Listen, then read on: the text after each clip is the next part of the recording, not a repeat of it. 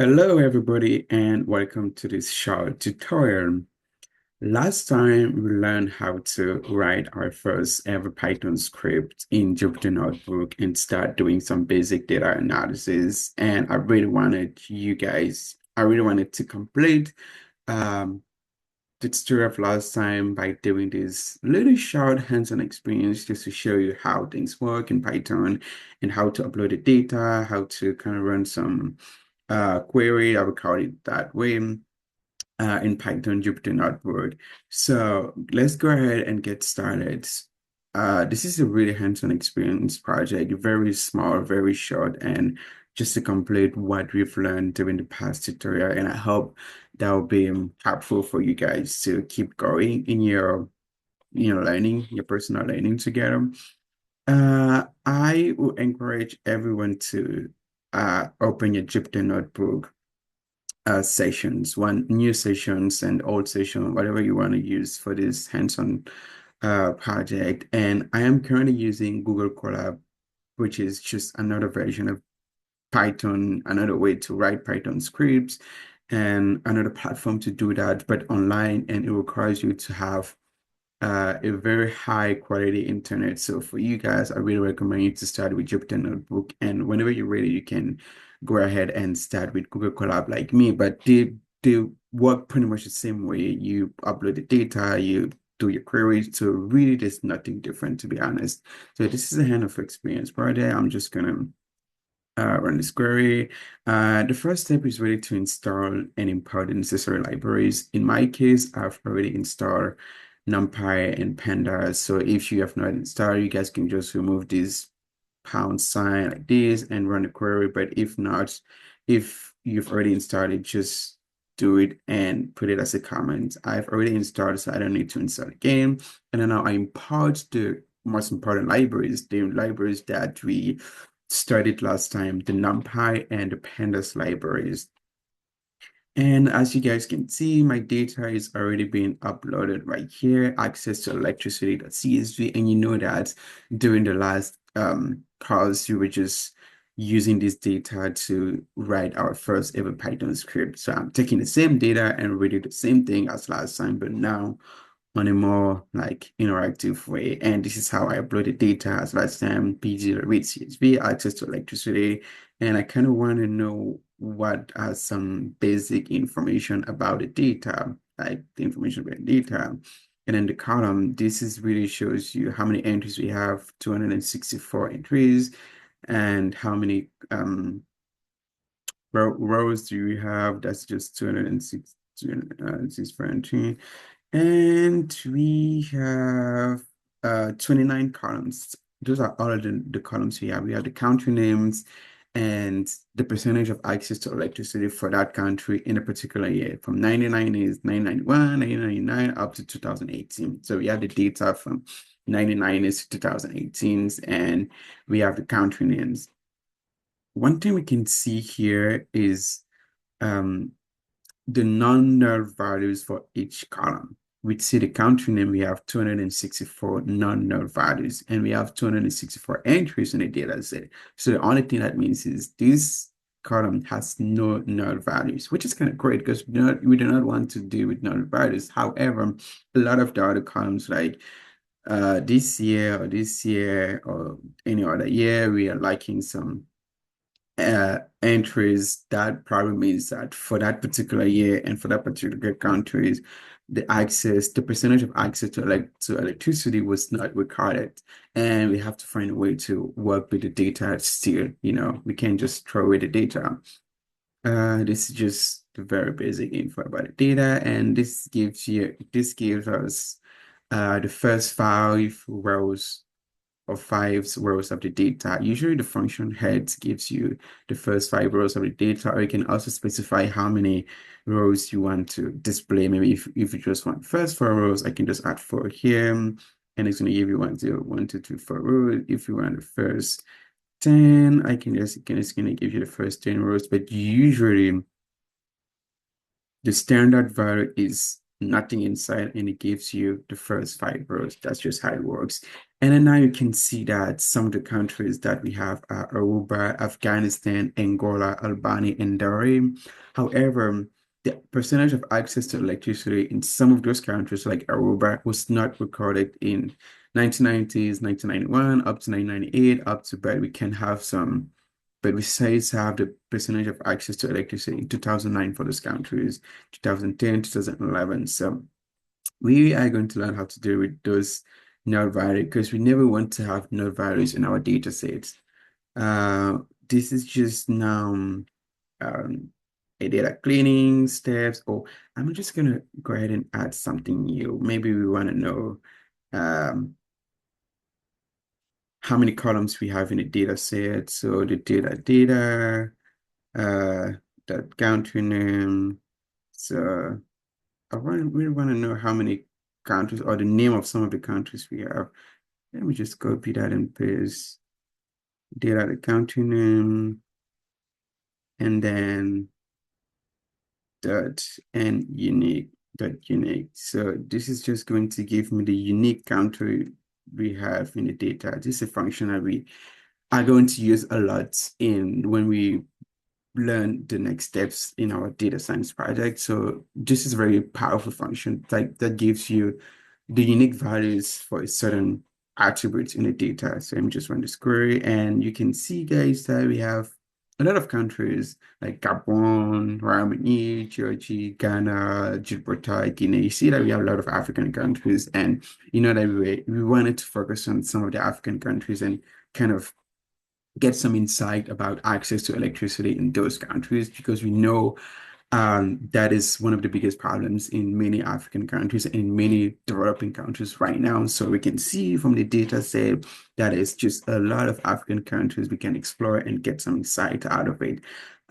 This is a very powerful function, guys. Unique. It gives you always the unique values for a certain attribute in the data set. And it's also a very good way to start analyzing your data. And we have a lot, and just learn this thing. We have a lot of African countries. So I think we have Nigeria. I mean, we cannot not have Nigeria here. And now let's do some data cleaning. This data cleaning, we haven't touched this topic yet, but for the sake of this tutorial, I needed to clean the data.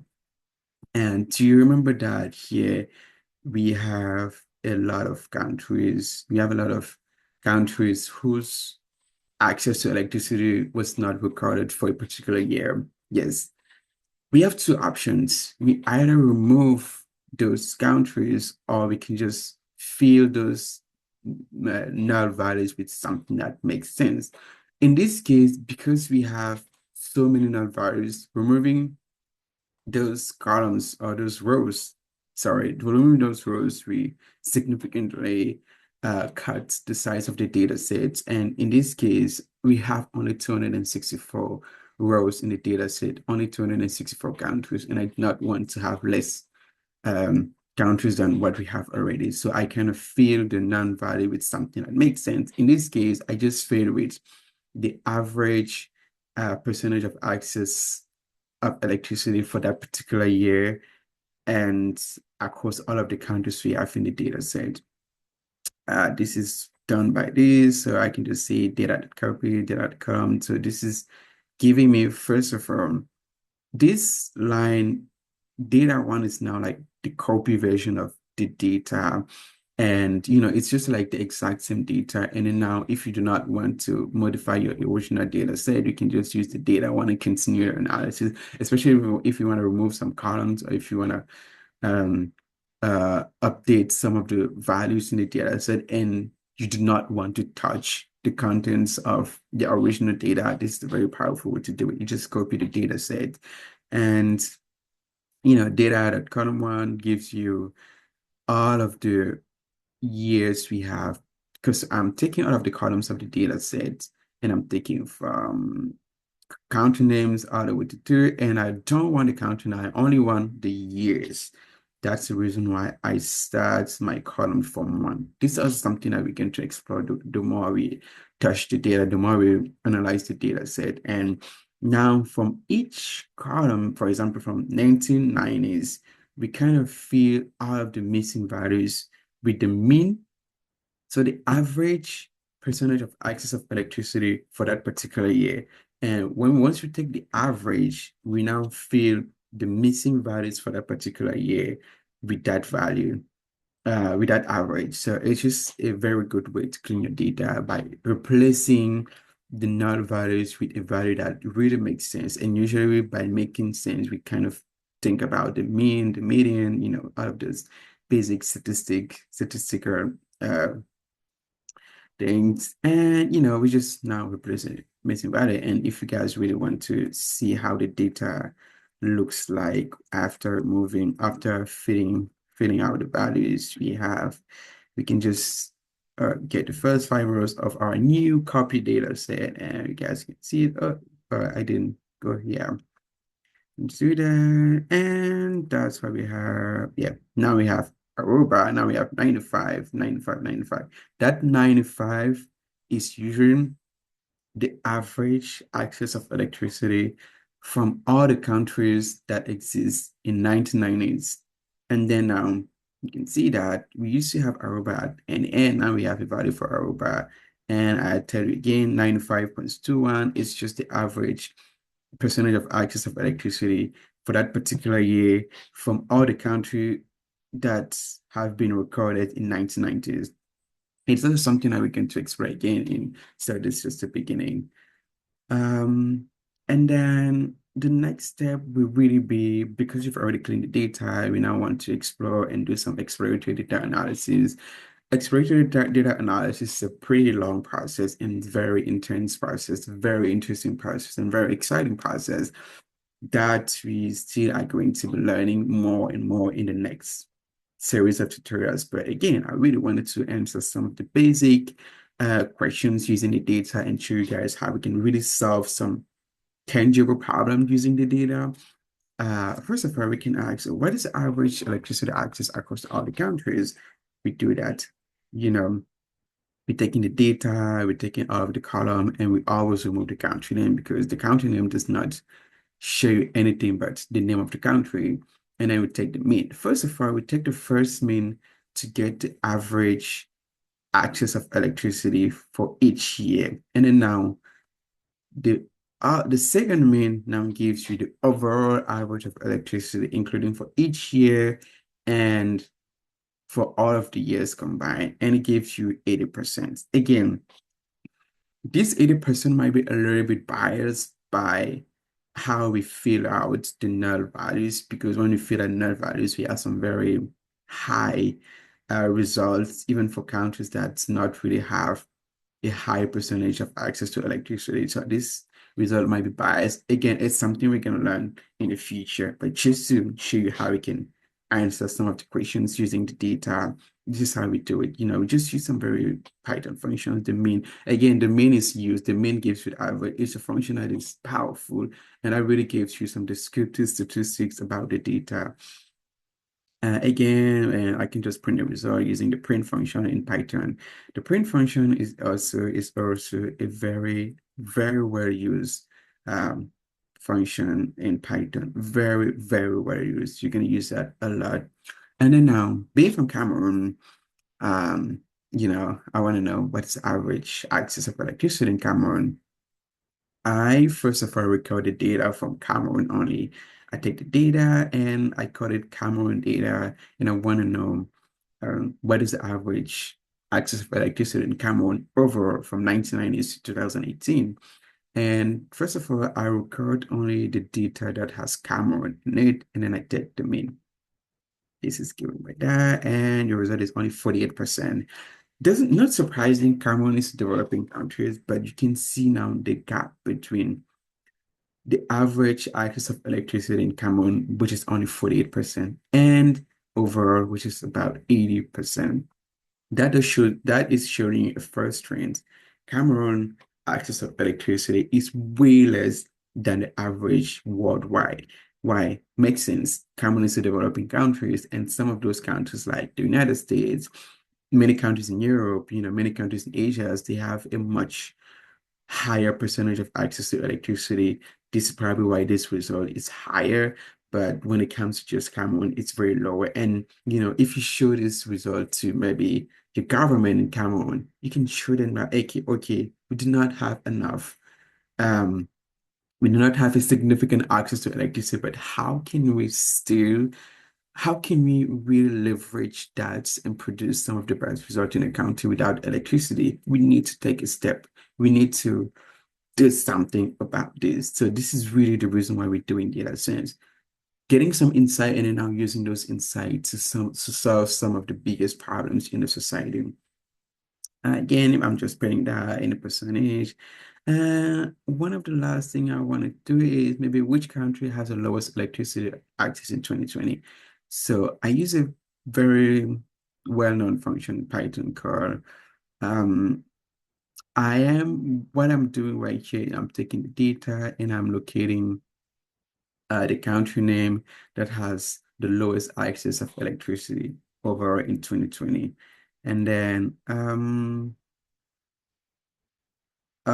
first of all, I'm just taking, oops, sorry. I'm just taking